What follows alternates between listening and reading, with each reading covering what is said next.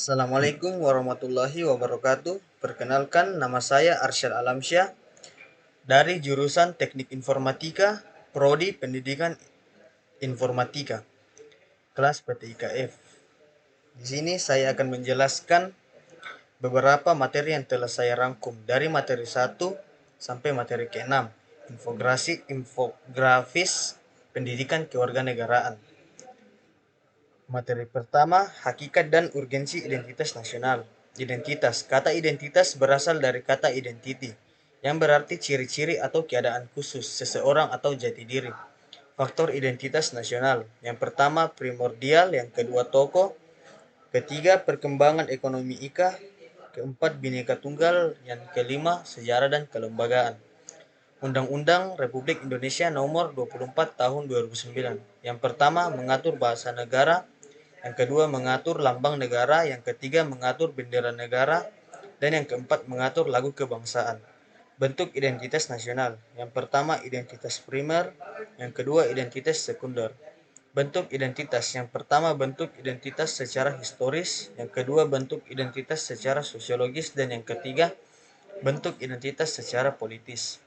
Nasional. Kata nasional berarti bersifat kebangsaan atau berasal dari bangsa sendiri, meliputi suatu bangsa. Dalam konteks di luar, identitas nasional lebih dekat arti jati diri, yakni ciri-ciri atau karakteristik, perasaan atau keyakinan tentang kebangsaan yang membedakan bangsa Indonesia dengan bangsa lain. Materi kedua, di sini kita mempelajari dinamika dan tantangan identitas nasional. Dinamika integrasi.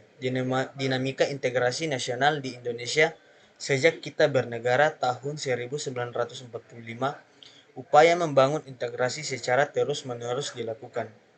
Tantangan dalam membangun integrasi. Yang pertama, perbedaan suku. Yang kedua, agama. Ketiga, ras. Dan keempat, geografi. Perkembangan dan dinamika dari integrasi yang terjadi di Indonesia. Yang pertama, kunjungan ke daerah. Yang kedua, temu kader PKK. Dan yang ketiga, kotak pos presiden. Contoh peristiwa integrasi. Yang pertama, integrasi bangsa tanggal 15 Agustus 2005 melalui MOU atau Memorandum of Understanding di Fanta. 2. Integrasi wilayah melalui Deklarasi Juanda tanggal 13 Desember 1957. Yang kedua, integrasi nilai-nilai. Apa yang bangsa Indonesia merupakan nilai integratif? Jawabnya adalah Pancasila. Integrasi berkebalikan dengan disintegrasi. Jika integrasi menyiratkan adanya keterpaduan, kesatuan dan kesepakatan atau konsensus. Disintegrasi menyiratkan adanya perpecahan, pertentangan dan konflik. Materi ketiga, di sini kita mempelajari hakikat dan urgensi integrasi nasional. Pengertian konstitusi. Konstitusi adalah seperangkat aturan atau hukum yang berisi ketentuan tentang bagaimana pemerintah diatur dan dijalankan. Menurut Hobbes, manusia adalah status naturalis, bagaikan serigala, artinya yang kuat mengalahkan yang lemah. Hidup dalam suasana demikian apa akhirnya menyadarkan manusia untuk membuat perjanjian antar sesama manusia yang dikenal dengan istilah Voctumonionis. Tuntunan reformasi. Yang pertama, mengamandemen Undang-Undang Dasar Negara Republik Indonesia 1945. Yang kedua, menghapus doktrin di fungsi Angkatan Bersenjata Republik Indonesia. Yang ketiga, menegakkan supremasi hukum, penghormatan hak asasi manusia atau HAM. Dan yang keempat, melakukan desentralisasi dan hubungan yang adil antara pusat dan daerah. Yang kelima, mewujudkan kebebasan pers. Dan yang keenam, mewujudkan kehidupan demokrasi. Undang-Undang Dasar Negara Republik Indonesia 1945 merupakan sumber hukum bagi pembentukan peraturan perundangan di bawahnya mengalami perubahan, yaitu pasal 4, pasal 10, pasal 12, pasal 25, pasal 29, dan pasal 35. Materi keempat. Di sini kita mempelajari dinamika dan tantangan integrasi nasional. Etimologi. Etimologi dari integrasi nasional berarti mempelajari asal-usul kata pembentuk istilah tersebut. Jenis integrasi politik. Yang pertama, integrasi bangsa. Yang kedua, integrasi wilayah. Yang ketiga, integrasi nilai. Yang keempat, integrasi elit massa. Dan yang kelima, integrasi tingkah laku atau perilaku integratif. Faktor pembentuk.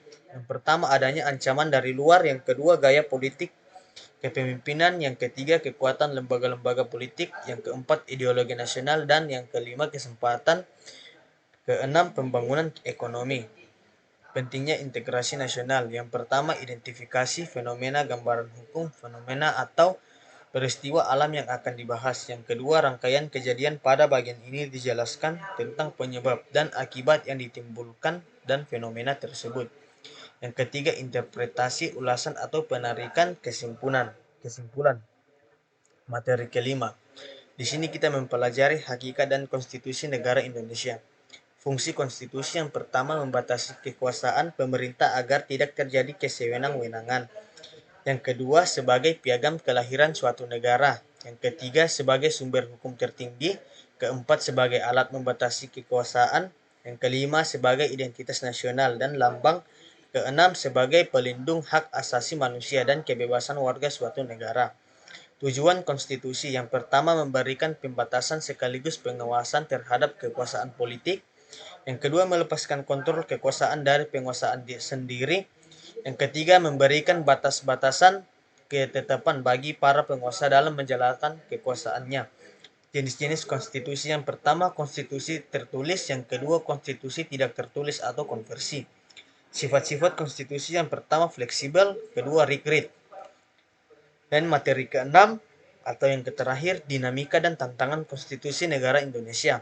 Konstitusi pada umumnya bersifat kodifikasi, yaitu sebuah dokumen yang berisi aturan-aturan untuk menjalankan suatu organisasi pemerintah negara. Tujuan konstitusi membatasi, yang pertama membatasi kekuasaan penguasa agar tidak bertindak sewenang-wenang. Yang kedua, melindungi HAM. Ketiga, pedoman penyelenggaraan negara. Sejarah perkembangan konstitusi di negara Indonesia. Yang pertama, Undang-Undang Dasar 1945 yang mana berlakunya sejak 18 Agustus 1945 sampai 27 Desember 1949. Yang kedua, Konstitusi Republik Indonesia Serikat yang lazim dikenal dengan sebutan Konstitusi RIS 17 Desember 1945 sampai 17 Agustus 1950. Yang ketiga, Undang-Undang Dasar 1950, 17 Agustus 1950 sampai 5 Juli 1959. Yang ketiga, kembali ke Undang-Undang Dasar 1945, 5 Juli 1959 sampai 1999. Yang kelima, Undang-Undang Dasar 1945, amandemen yang merupakan pemberlakuan kembali konstitusi pertama Indonesia dengan masa berlakunya sejak Dekret Presiden 1999 sampai sekarang. Nilai-nilai konstitusi. Yang pertama, nilai normatif. Yang kedua, nilai semantik. Ketiga, nilai nominal. Jenis-jenis konstitusi. Yang pertama, konstitusi tertulis. Yang kedua, konstitusi tidak tertulis. Sekian dan terima kasih. Mungkin itu saja yang saya rangkum. Mohon maaf bila ada kata yang salah. Wassalamualaikum warahmatullahi wabarakatuh.